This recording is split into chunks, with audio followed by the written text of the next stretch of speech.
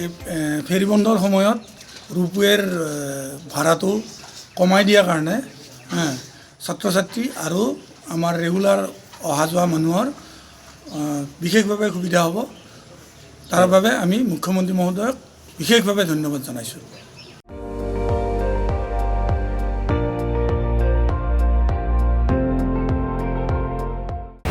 আপুনি চাই আছে ND24, সৰ্বশ্ৰেষ্ঠ নহয় সৰ্বোত্তমৰ দৌৰত।